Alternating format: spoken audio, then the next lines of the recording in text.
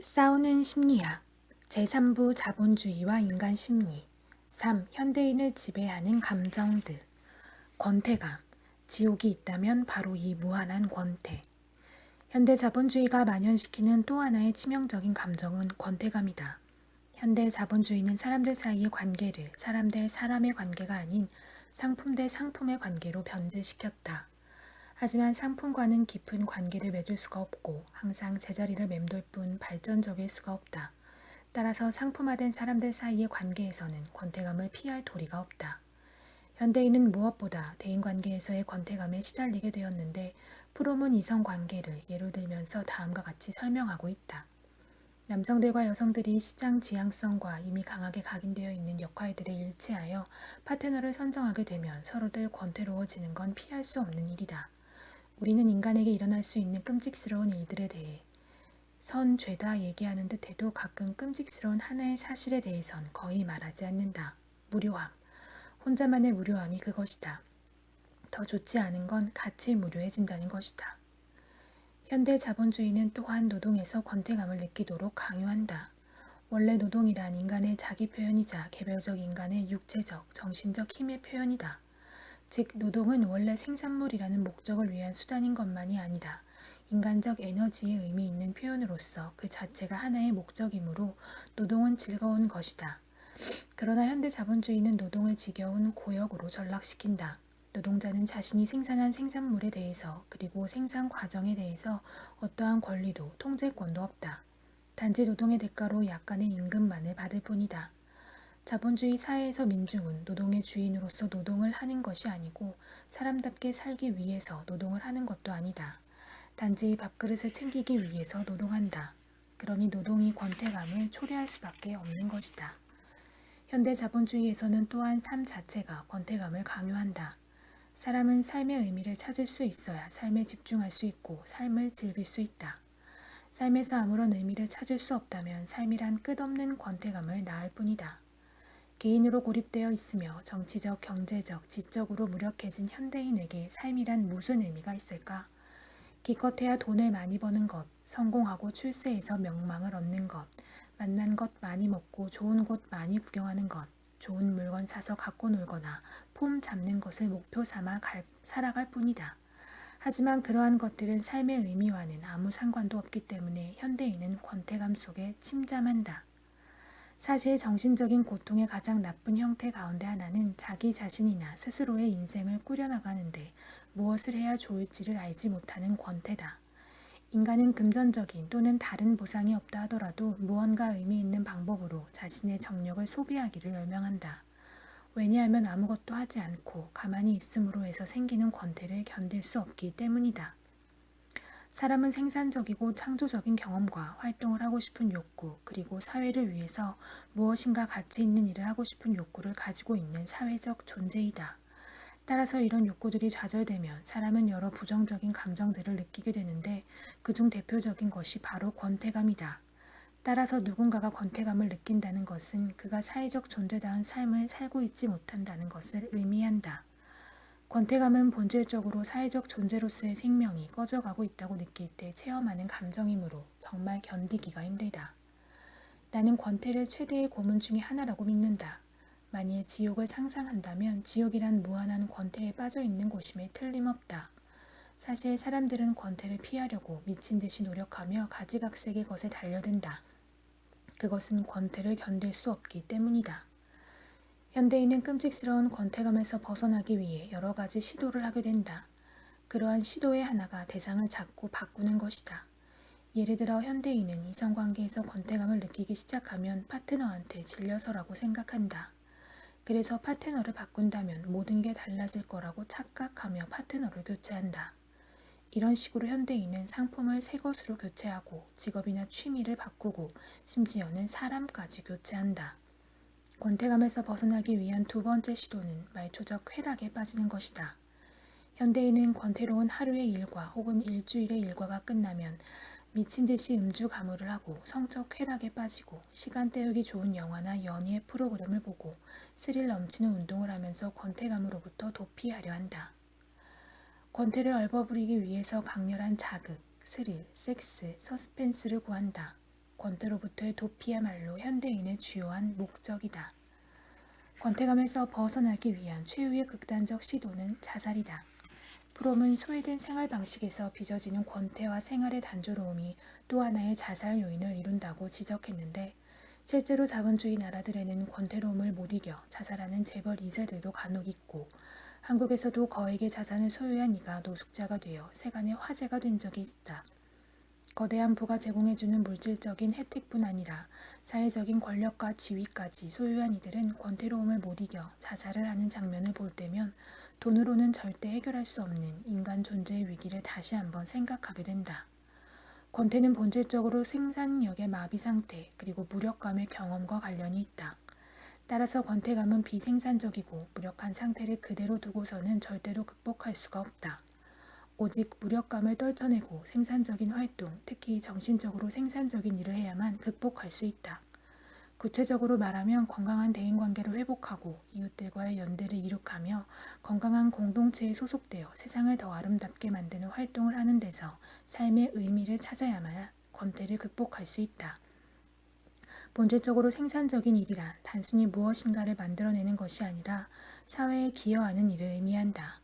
이명박 전 대통령이 허울뿐인 친환경 사업인 4대강 사업을 밀어붙였던 것, 인체에 해로운 가짜 참기름을 제조하는 일 등은 생산적인 일과는 전혀 무관하다. 반대로 불우한 이웃을 돕거나 불의에 항의하는 활동들은 생산적인 활동이라고 할 수 있다. 진정으로 가치 있고 의미 있는 일을 하게 되면 누구라도 그 일에 몰입할 수 있고 그것에서의 즐거움을 만끽할 수 있다. 이것이 바로 권태감에서 해방되는 유일한 길이다. 기타 감정들, 무가치감과 회의감. 프롬은 앞서 현대인에게 가장 치명적인 감정으로 고립감, 무력감, 권태감 세 가지를 꼽았다. 현대인의 정신적 고통은 대부분 이 세 가지 감정과 불가분의 관계에 있으며 이들은 다른 부정적인 감정을 유발하는 원인으로 작용한다. 그런 감정들 중에서 대표적인 것이 무가치감과 회의감이다. 무가치감이란 자신을 사회적으로 가치가 없는 존재로 여기는 감정이다. 사회로부터 고립되고 무력한 사람은 스스로를 쓸모없는 사람이라고 여기게 되므로 필연적으로 무가치감을 느끼게 된다. 무가치감은 자존감 혹은 자존심을 손상시키고 끌어내리기 때문에 정신건강에 치명적이다. 자존감은 자신이 사회적으로 가치 있는 사람이라는 감정, 즉 사회적 존재감 혹은 가치감에 바탕을 두고 있는 감정이다. 이런 점에서 사회적 가치감은 자존감으로, 무가치감은 곧 자기 혐오감이나 무존재감으로 보아도 무방하다. 원칙적으로 자존감은 사람의 사회적 가치, 즉 그가 사회에 얼마나 기여하는가에 따라 결정되어야 한다. 그러므로 사회에 조금이라도 도움이 되는 노동을 하는 노동자나 농민을 비롯한 다수의 민중은 자존감을 가져야 마땅하다. 하지만 현대자본주의 사회에서는 사람의 사회적 가치가 사회적 기여도에 의해서가 아니라 그 사람이 얼마나 잘 팔리는 상품이냐에 따라 정해진다. 예를 들면 사회를 위해 아주 유익한 소설을 쓰는 소설가라 할지라도 책이 잘 팔리지 않으면 낮은 사회적 평가를 받는다. 이렇게 사람의 사용 가치라고 할 수 있는 사회적 가치를 시장이 좌우하기 때문에 현대인은 자존감의 추락을 피할 수가 없다. 다른 상품과 마찬가지로 이때의 인간의 질적 가치, 아니 인간 존재 그 자체의 가치를 결정하는 것은 시장이다. 사용 가치가 있다 하더라도 팔리지 않는 상품은 아무런 가치가 없는 것처럼 말이다. 만일 다른 사람들이 찾는 인간이라면 그는 쓸모있는 인간이며 아무도 찾지 않는다면 그는 쓸모없는 인간이다. 자기에 대한 평가가 성공에 의존하는 것은 근대인에게 인기라는 것이 그토록 놀랄 만한 중요성을 갖는 이유이다. 한 인간이 실제적인 일을 잘 해나가는지 아닌지에 대한 것만이 아니라 자존심을 유지할 수 있는지 아니면 열등감의 심연으로 떨어질 수밖에 없는지 하는 것도 다 인기와 관련되어 있다. 시장의 횡포로 자존감이 심각하게 손상된 현대인, 즉 무가치감이 심한 현대인일수록 재산의 소유나 명성에 집착한다. 무가치감을 방어하기 위해서, 즉 자신이 사회적으로 가치 있는 사람임을 인정받고 과시하기 위해서 재산이나 명성을 얻으려는 동기를 유발하기 때문이다. 자신이 보잘것없는 인간이라는 생각을 덜 하려면 보다 많은 재산을 소유해야만 했다. 자아를 지탱하는 다른 요소들은 명성과 권력이었다.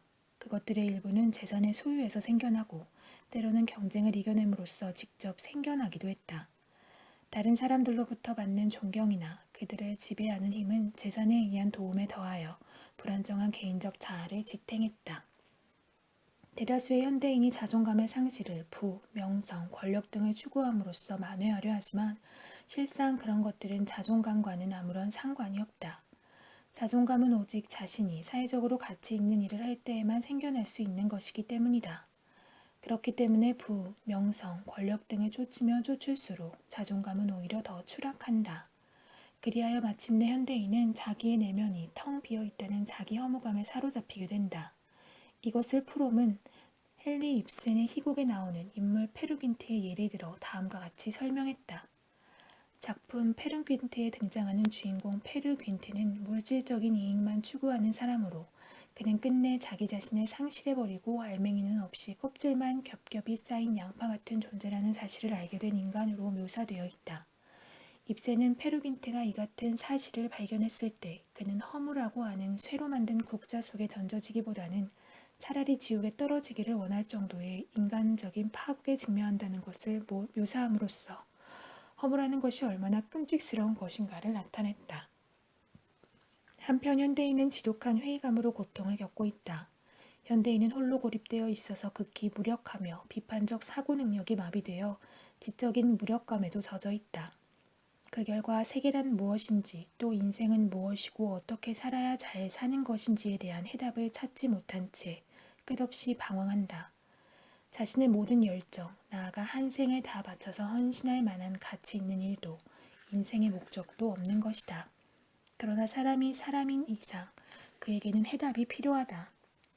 세계란 무엇이고 사람은 어떤 존재이며 인생은 어떠해야 하는지에 대한 해답이 없이는 도저히 행복해질 수 없는 존재가 바로 사람이기 때문이다. 그래서 현대인에게도 삶을 가치 있는 것으로 만들어줄 믿음 혹은 신념이 필요하다. 프롬은 이를 신앙이라고 표현하고 있다. 신앙을 갖지 못한 자는 어떤 종류의 생산적인 일도 할 수 없기 때문에 괴로워한다.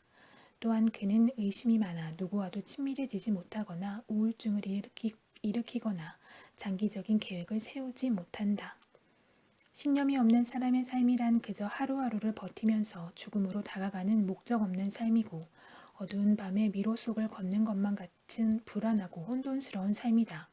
신념을 가질 수 없는 혹은 신념을 상실한 현대인은 그래서 회의감으로 고통을 겪는 것이다.